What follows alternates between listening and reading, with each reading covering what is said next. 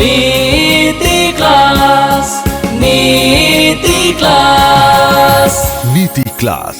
इस कार्यक्रम के पुण्यार्चक हैं श्रीमान राजेश जैन, श्रीमती वीना जैन, श्रीमान अजित जैन, श्रीमती खुशबू जैन, पुत्र वीर जैन, विराट जैन। फर्म मूर्ति ज्वेलर्स, गोल्ड शोरूम, लाल दुकान, imitation jewellery showroom, Jabalpur, Madhya Pradesh.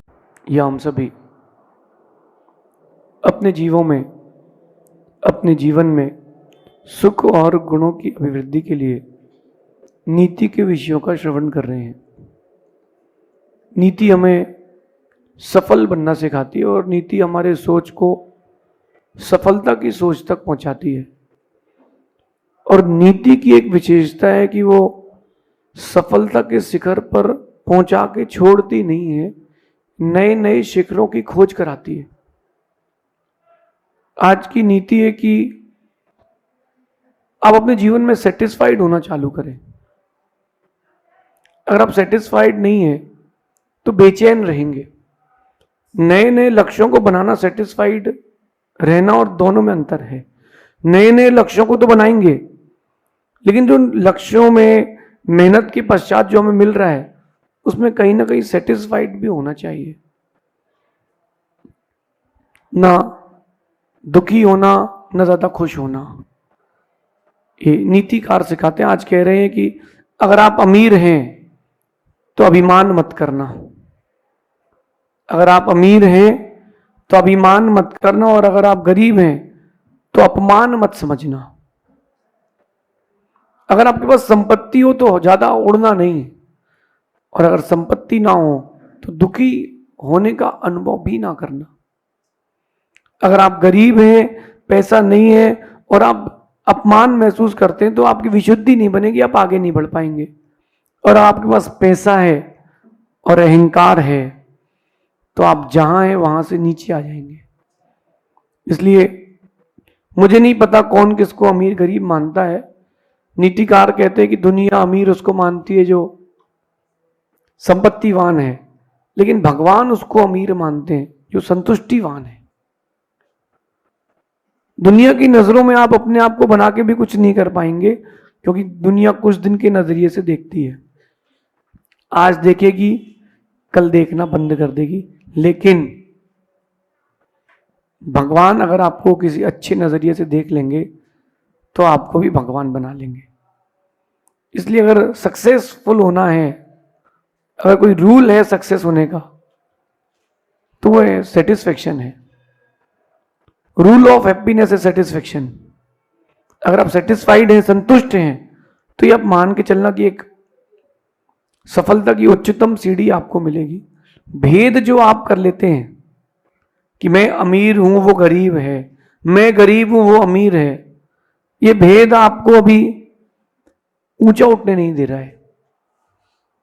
एक दृश्य देखा गया, संसार है तो दो लोगों की लाश, शरीर एक साथ लाया गया शमशान में, और एक बैंड बाजे से धूमधाम से लाखों लोगों के साथ, और एक को केवल 4 लोग लेकर के आए।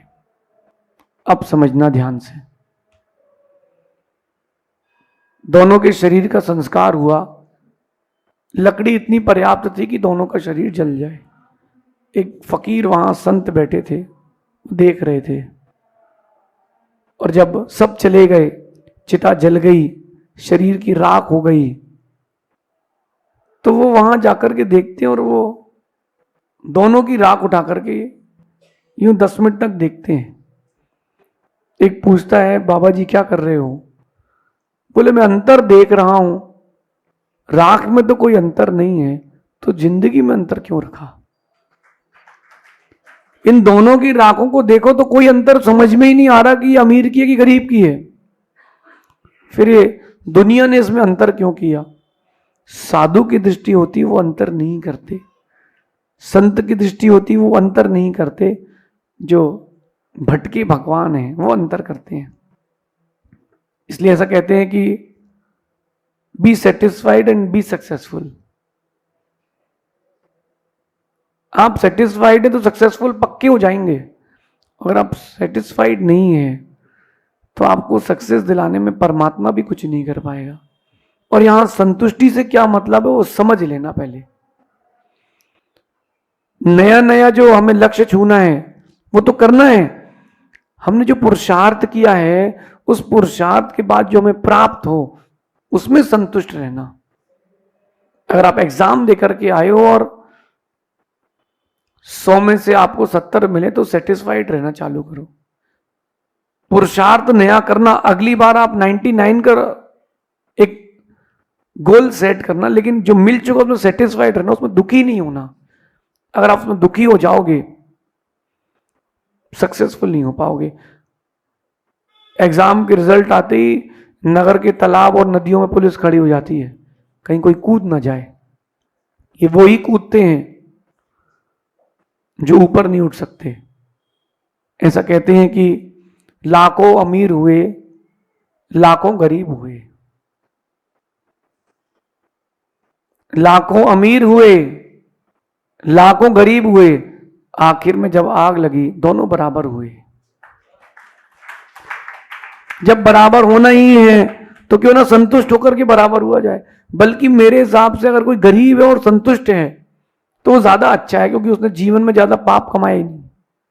और जिसके पास बहुत पैसा है और असंतुष्ट है, उसको दुख है, एसी में भी उसको नींद नहीं आती। और जो संतुष्ट है वो छत में मच्छरों के बीच भी सो लेता है। साधु भगवान संतुष्ट रहते हैं।